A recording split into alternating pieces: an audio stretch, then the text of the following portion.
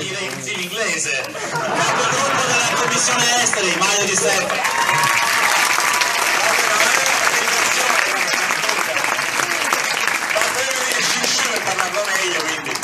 Grazie a tutti per essere qui, grazie a Mattia e a tutti quelli che hanno organizzato questo evento che ormai è ogni anno sempre più bello. E mi dispiace per chi è fuori che è un po' in situazioni complicate, ma spero che si senta la voce quantomeno. Io dopo l'intervento di cuore e di passione di Paola farò un po' la parte del pesantone, ma è un momento particolare in politica estera e credo che sia importante chiarire un po' qualcosa, anche perché queste sono zone in cui c'è una forte influenza di quei ciarlatani della Lega e di argomenti stucchevoli che sentono in continuazione, e io vedo che anche tra i nostri attivisti o simpatizzanti o semplicemente elettori c'è tanta paura, e mi rendo conto che come ha scritto l'altro giorno mia collega Sibilia, se dobbiamo combattere l'ISIS e non sappiamo combattere gli hooligans c'è da avere paura.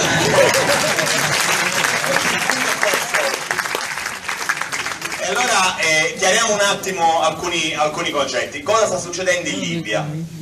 Perché è un argomento spinoso in questo momento. Ci hanno detto che abbiamo l'ISIS alle porte. Allora l'ISIS oggi è un franchising. Un franchising significa che qualunque prova a semplificare tutto, che sono concetti che hanno 2000 anni di storia, legati alle divisioni poi tra sunniti e sciiti, è un casino. Chiunque oggi nel mondo arabo voglia prendere potere anche soltanto dal punto di vista del mostrarsi come più forte, sventola la bandiera dell'ISIS, decapita qualcuno ed è un affiliato dell'ISIS.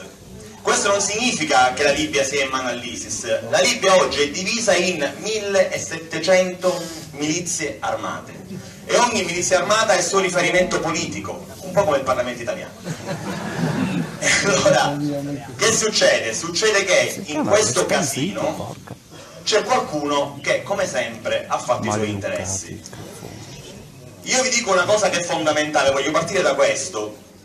Oggi le notizie che arrivano nel mondo occidentale su tutto ciò che riguarda il mondo arabo e che purtroppo vengono prese non soltanto dalla stampa, che poi ci mette addosso quella paura lì, a volte strumentalmente, ma purtroppo anche utilizzate dall'intelligence, vengono dal SITE. Cos'è il SITE? Il SITE è un organismo che nasceva come un organismo di stampa, che si occupa appunto di informazioni sul terrorismo, che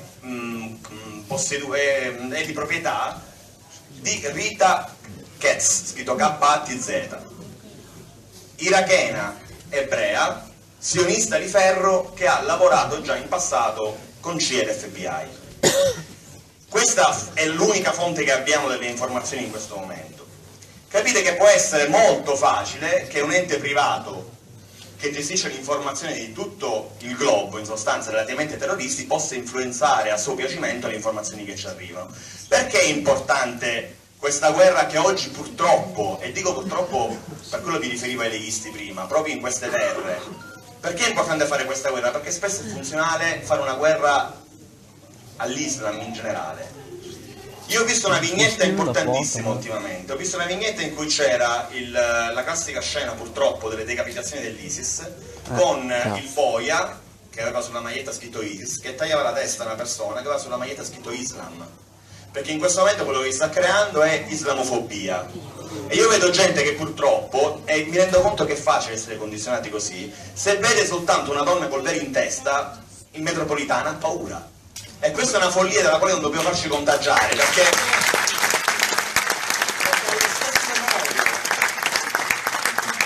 allo stesso modo esatto, ovvero deumanizzando le persone, si è arrivate alle tragedie che hanno causate dal nazismo, da Hitler, tutto quello che si è visto dopo. E allora, che succede in Libia? Succede che ci sono questi meccanismi di sovvenzionamento di gruppi armati, di milizie, che però hanno sempre come riferimento di due paesi in cui l'ISIS è davvero stabile, Iraq e Siria. Allora ci chiediamo, e la cosa bella è quella che ce lo saremmo dovuti chiedere anche prima, ma perché in Iraq e in Siria è potuto accadere quello che è successo? Perché in Iraq abbiamo deciso di fare 1 milione di vittime, 1 milione, uccidendo un dittatore, ma che comunque teneva una stabilità in dei paesi in cui il concetto di democrazia non è, non sarà e non potrà mai essere come ce l'abbiamo noi, perché è un altro tipo di mondo.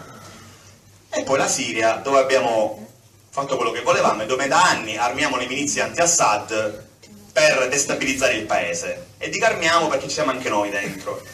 Per la prima volta, nel caso della Libia, Renzi ha fatto la figura del genio, lo statista, perché è stato l'unico nel governo italiano, non so se vi ricordate, scoppia lo scandalo quantomeno mediatico, l'ISIS alle porte, siamo a sud di Roma, forse erano sulla Salerno-Reggio Calabria, non arriverebbero mai in tal caso, ma erano in realtà, questa è accusata, l'ho buttata così, è bella però.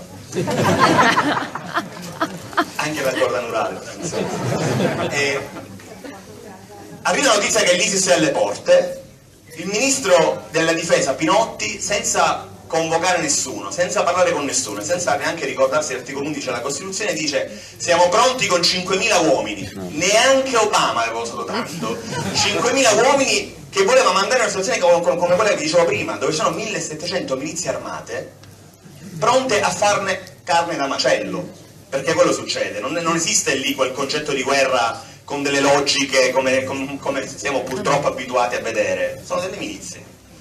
Il ministro Gentiloni, il nuovo ministro degli esteri, qualcuno si è accorto che non c'è più la Mogherini per caso? No, l'abbiamo cambiato nel frattempo. E intanto la Mogherini, infatti lo guardavo qua il collega del Parlamento Europeo Marco Zullo, anzi facciamo un applauso ai ragazzi del Parlamento Europeo.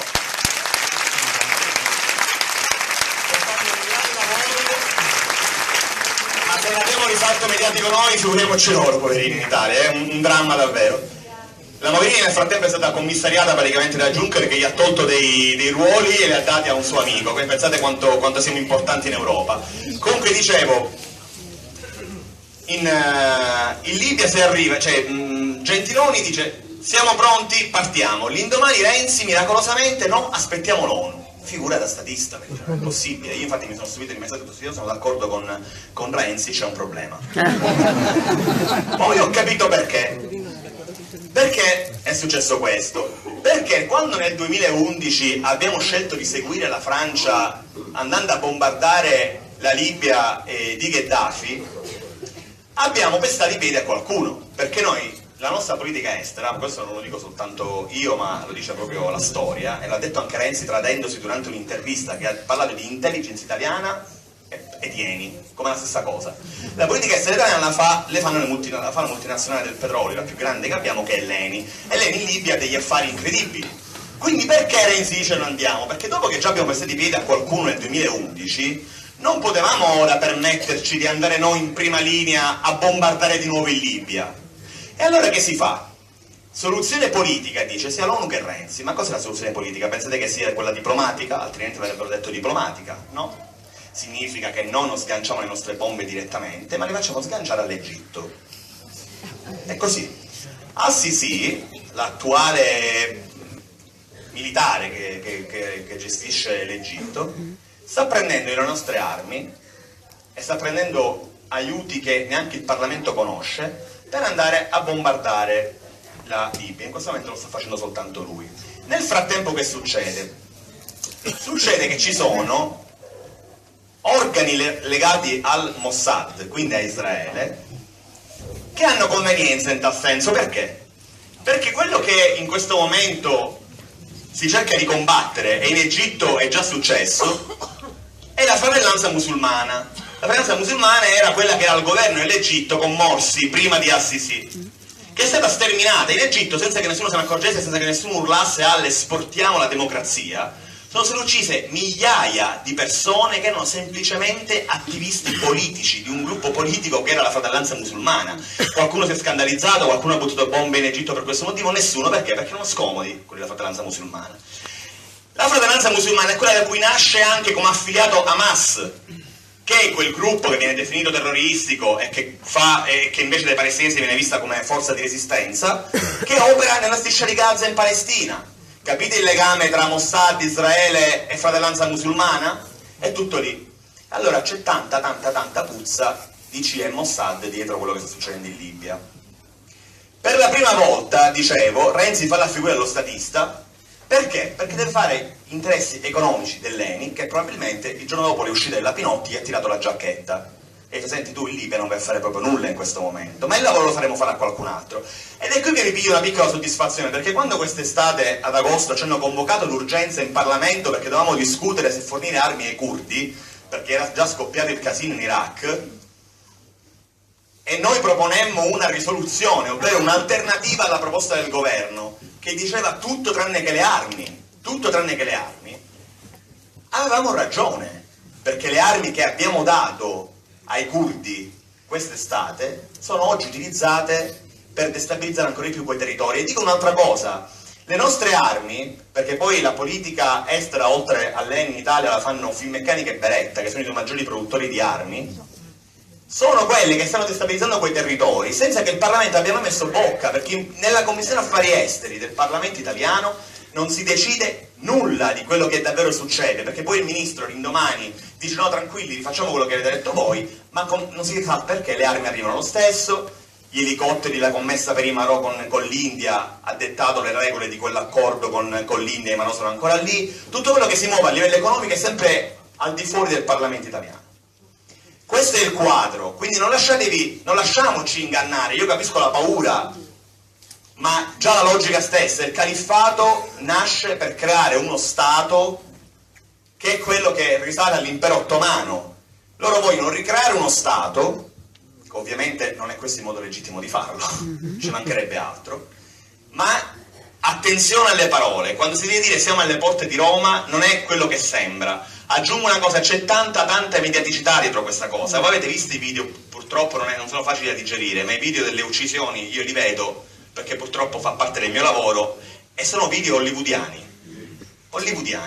La guerra è andata su Twitter oggi, come un po' la guerra è andata sulle videocamere dei reporter che ci mandano le immagini da quei territori. Attenzione quindi, perché se dovessimo andare veramente a fare una battaglia, a fare una guerra derogando l'articolo 11 della Costituzione, lo ricordo sempre perché poi gli italiani stessi se lo dimenticano, abbiamo questo articolo, con gente al governo come quella che abbiamo, al di fuori che non ce ne mandare a prescindere, ma questa è gente che non sa davvero come si affronta un hooligan a Roma.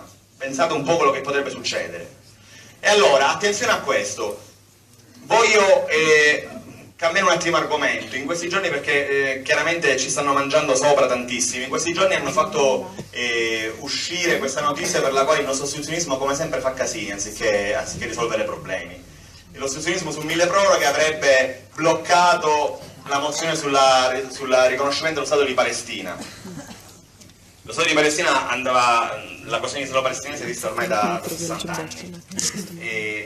L'unico motivo per cui vengono rinviati i provvedimenti in aula è perché il governo ha messo la 33esima fiducia. Ogni fiducia sono 24 ore di aula interrotte, tutto quello che c'è programmato salta. Quindi piuttosto chi è attento a questa cosa se la prenda con Renzi, che per la 33esima volta ha ignorato di avere 1000 deputati e senatori che dovrebbero rappresentare. Allora, non vi tedio più, vi dico soltanto che la politica estera oggi in Italia non esiste, è in mano a gente incompetente, è in mano a gente che ha dietro le proprie spalle le lobby del petrolio e delle armi, vi ho detto prima, Eni, Finmeccanica e chi più è Beretta. E allora ancora una volta vi dico che è importante avere gente come quella che avete qui presente, che domani sarete voi e che domani sarà Jacopo e che abbiamo già sindaci in tutta Italia ormai. Perché? Perché questa gente una cosa ve la può garantire, che non ha nessuno dietro le spalle che lo tira per la giacchetta e che quindi può fare le scelte che voi gli dite di fare senza nessuno che li comandi. Questa è la grande differenza, perché quando Renzi arriva a governare e già ha alle spalle foto con De Mita, ma che libertà può avere mai uno che ha fatto politica con De Mita?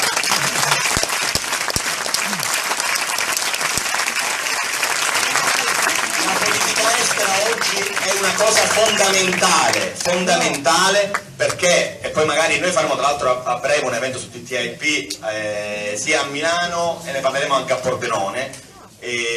La politica estera oggi comanda tutto, il problema è che la politica estera italiana non esiste e quindi subiamo quella dei paesi esteri. Il TTIP, questo accordo internazionale tra Europa e Stati Uniti d'America che ucciderà i nostri commercianti agricoltori e tutto ciò che riguarda il Made in Italy di cui si parlava prima in modo fiero, ci parlava Mattia Fantinati, questo accordo qui oggi può avere un problema, può essere leso. Perché? Perché ci sono dei gruppi che stanno nascendo, che sono già affermati, come Tsipras, come Podemos e come il Movimento 5 Stelle in Italia, che sono quei gruppi contro queste logiche, contro l'austerity e contro lo schiacciamento dei cittadini a favore delle lobby, che stanno emergendo sempre di più. Allora proprio oggi è importante, nel motivo per il quale noi stiamo cercando in tutti i modi di fare rete con questi gruppi, è importante schierarsi in modo convinto e forte contro il sistema. Oggi più che mai essere antisistema è un valore, contro il sistema e cacciarli tutti, perché se non li cacciamo loro ci schiacciano sempre di più. E qui dove siamo arrivati, ragazzi, seriamente, come diceva Paolo Taverna, c'è la fine della libertà e noi non ci vogliamo arrivare a questo.